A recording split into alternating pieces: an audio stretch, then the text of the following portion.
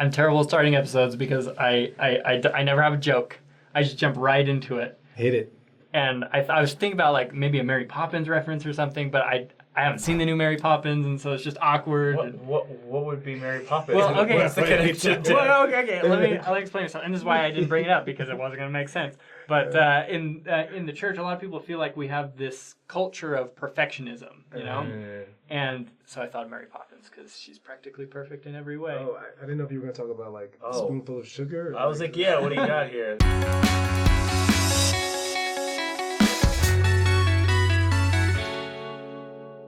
Yes. It was a long shot, but you know, yes. That's why I went in a different direction. But we came back around. All right. Well, Steven's here. Mary Poppins. I'm Mary Poppins, actually. I'm Mary Poppins, y'all.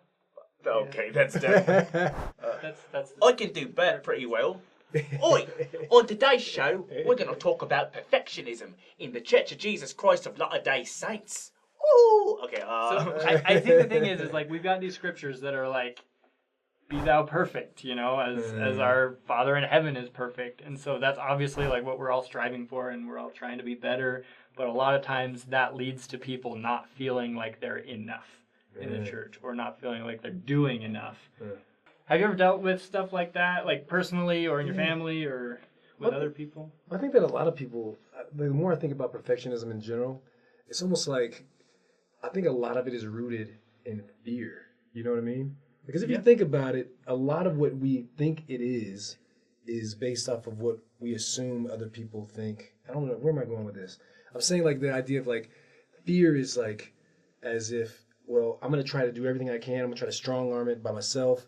And a lot of times we like completely take Jesus out of the whole thing. And we're like just trying to strong arm this thing. And I'm going to be perfect because of what I think people think perfection should be. And you end up like going in a circle, and you're always frustrated, and you never get anywhere. You know what I mean? Mm-hmm. But I don't know if that makes any sense. Well, I think there's a divine purpose to that, even because I don't know. Like I feel like God does set the bar high for us, and then when we don't necessarily reach it, the purpose is to kind of turn to Him for help to make it that extra distance. You know. I think there's also a thing we do just in general as human beings is we often compare our faults to other people's, exemplary qualities, right? So social media. Social media is a great example of that, right? You look at someone's life and go, "Oh, look at how happy they are. Look how successful they are." Oh, and then you take that and you compare it to the worst of you. And I feel like we do that, and that's definitely part of church culture. But even at BYU, that happens. I think, like, I remember my freshman year, I was near the BYUSA office, and I was like, gosh dang, those BYUSA kids all have it together. They're clean cut, they're always smiling, they're just the best. If you're not like them, they're the future of the church. They are exactly what we're supposed to be like. And then I was like, no, they're just normal people, just kind of doing their thing. And so we often do that. We do literally look at other people, and we always kind of think we suck because we know all of our faults, and we don't know their faults. And then you think you're the worst person ever, and you're a bad disciple. But the truth is, this is my new saying. Like, it's like a philosophy I have. Like, my philosophy is everybody sucks. what I mean... I love that. But what I mean is, it's like, think about it. When you go to somebody's house, and this is a big thing, because, like, when I go to somebody's house, you think, you always... If somebody comes to your house right now, you're like, oh, let me clean up really fast. And maybe not everybody does that. But I'm saying a lot of people do that, and they clean up, they get all the, they clean their dishes or whatever they do. So then when you go to their house, you think that their house is always clean, and you're not thinking about it consciously. You're thinking, oh, their house is clean. So then when your house isn't clean and nobody's even there, you're like, man, why isn't my house clean? And so you have this expectation that's not even realistic because you think that they have a perfect house when really their house is dirty too. You think that they're great, but no, they suck. And everybody, you suck, they suck, we all suck. Everybody needs Jesus, like everybody. Yeah. You know what I'm saying? It reminds me of Chris Pratt's acceptance speech at the MTV Awards. He said, "People will tell you that you're perfect," and he said, "You're not, and you won't be. Like, we're all striving to be better. You are imperfect. You always will be." And I think we need to learn to be comfortable with that. Like, we're in this journey, and we need to be comfortable during the journey and not just like freaking out about getting to the destination, because we're not going to get to that perfect destination in this life. We're just not going to do it.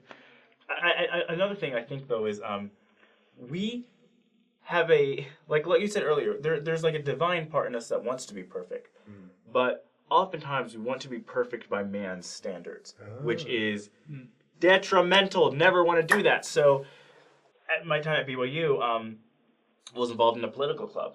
Still am involved in it. By this time this comes out, I will no longer be in like leader of president of the club, but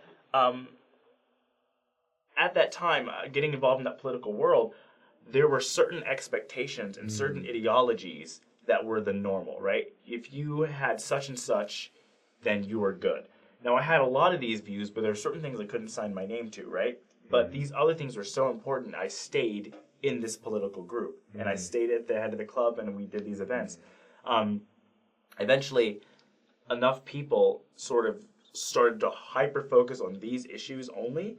And because I wasn't signing my name to those issues in support of those things, then I was sort of became the enemy, right? And so I wanted to be accepted. I wanted to be the perfect Democrat, the perfect liberal, but I was not because I couldn't take those. Like that's like something I didn't believe in. Because I wanted to be accepted and I wanted to be seen as perfect by the world standards, right? By these standards. And ultimately, I ended up choosing God's, right? I ended up going, I made covenant with God, not you. So I know what I'm going to pick. But every time you try to become perfect by what the world wants, it's never going to end in a good way.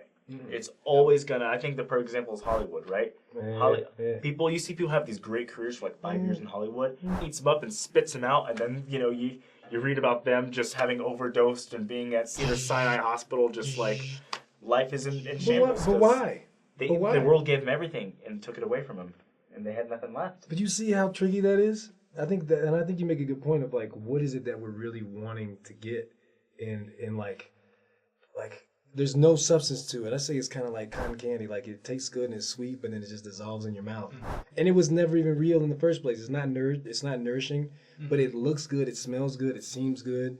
And so we go after these ideals that are like, they're fake. They're literally fake. And they don't even come from anything that has any kind of substance. Every once in a while in the news, there will be a story about, this Instagram model who comes out with something true, the true process of becoming this Instagram model, and talks about, the 400 pictures it takes to get that one that they post and how it's all photoshopped. But I think there's this world culture that sometimes we want to adapt to. I think there's also a subculture within the church that people struggle with a lot, especially at church, where you try and be, the perfect Latter-day Saint.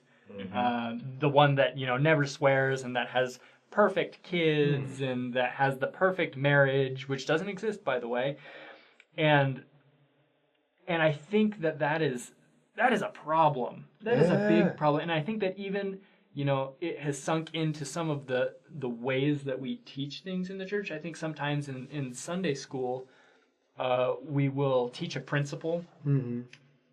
And like it's in a museum, like it's framed in a museum. We'll say, look at this principle, look at how beautiful it is, and this is what it is. But what it should be is a workshop. Yeah. Church is a workshop where we need to go in and we need to rip this, frame apart and figure out how it applies in our lives.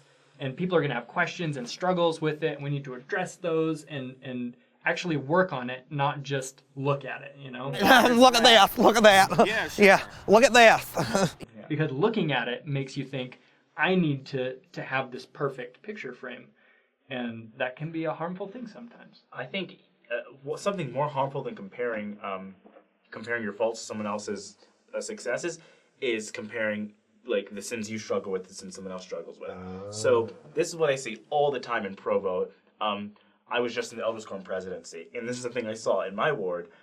We had a lot of people struggling with the law of chastity, right? A lot of brothers and sisters, and you have some friends who that's not their big struggle, right? They don't mess up with girls, like they're and to them like the worst sin ever, like he grabbed her butt when they were kissing, like that is the worst thing, like that kind of thing, right? Or they went too far in one way, and he's never done that. But also during the summer, he signs on with certain companies and he goes and sells door to door and kind of deceives people sometimes, right? He's sort of like fibs about certain things. He kind of deceives people to get some money, right? And has a little bit of guilt about it. But he's not struggling with the law of chastity. So when it comes to that temple recommend interview question, follow the law of chastity, yes. Honestly, you're dealing with your fellow man. Hesitant, a little bit hesitant. Have I been honest? We each have our difficulties that we really focus on, that we think nobody else is focusing on, and that guy or that girl who doesn't have that problem, you go, oh, they're who I need to be. But the reality is, no. They're doing something else that if you figured out, you'd be like, ooh, yeet, my gosh, what's wrong with you, you monster? You know what I mean? We each have our sins that we think are the worst. But guess what? Everyone's got their basket of sins that are the worst. Like, it makes me think of the story of like the prodigal son. And the story, I was reading this book, it's really good. It's not even from a member of the church. I think it's called The Prodigal God, I think is what it's called. But he gives this analogy of, like, he says, like, most people look at the story of the prodigal son and they look at the young son and they're like, oh, the young son, he goes out and he's sitting in the sewer and he comes to himself and it's like the dad runs to him and it's like, oh, he saves the day, and everybody looks at it. But you got to remember, he's talking to the Pharisees and he's responding to their hypocrisy, and he's really talking about the older son. And a lot of people forget about the older son. And really, though, what the twist that he makes in his book is he says, because the old son's like, well, what about me? Like, I've been here this whole time. I've been doing everything right. I've been keeping the commandments, and he killed the fatted calf, It's like, I don't know what the deal was with it anyway. But the thing is, both of the sons, he says, both of them need the other son, which is Jesus. Both of them. Not just the one. Everybody looks at, like, the one who's doing the bad. Everybody, even in hypocrisy, I think, like, that idea of assuming that we're doing everything perfect is not correct, because even in that, if you're not careful, it can be off the mark, Yeah. Some people are the tax collectors who don't feel good about themselves. Some people then are those who have no faults whatsoever and they're perfect, and they totally didn't realize the Son of God when he was right in front of them, right? Some people just, how do I put this? We each have our thing that prevents us from being perfect, which is why we think everyone else is perfect except for us. It's probably stressful. You know what I mean? Mm-hmm. It just makes me think of the analogy I was saying about, like, the house. If your house is spot and span all the time, like, you think that everybody else's is clean every day. It's like, if it is clean, you're probably stressed out. So, like, if it is actually 100% spick and span, and you got kids and there's, like, no, like, I'm sorry, like, you got an ulcer or something like that. Yeah. And you're stressed out. Like, I think the perception of thinking you're perfect, that's dangerous. Yeah. There's no point to the gospel if you're perfect in this life. Like, the whole purpose of Christ coming to earth, performing the atonement, ushering in the gospel, that is because he knows we're not going to be perfect.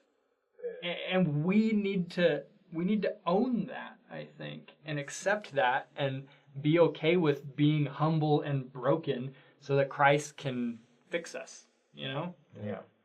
Well, I like what you said about in church. It made me think of, like, I don't think people need to come in church and, like, they're bearing their testimony and they're, like, revealing all of their sins. Yeah. But I think that there's something endearing for somebody to say, you know what? I make mistakes, and I am thankful for the mercy of Jesus Christ. I need it. I have to have it. Yeah. Instead of just like, well, I didn't understand this principle, like you were saying, and this is true, and this is that, and here's this little thing in the vacuum, like you were saying. Yeah. Like, I think we need more of that in Sunday school, of us, like, just being honest and vulnerable and saying, you know what? I don't understand what tithing is. I don't know what that means. And maybe somebody who does, they can chime in and be like, this is how I understand. And maybe that would actually help them. And if we were more vulnerable, we'd actually be able to improve more quickly. And I think that's the purpose of church. That's what it's supposed to be. Yeah. But this, the culture of the world, or the culture of the church even, can sink in and kind of muddy that water, which I think Satan is probably really excited about, because people get forgotten and people are hurting alone inside and suffering, and sometimes we overlook it.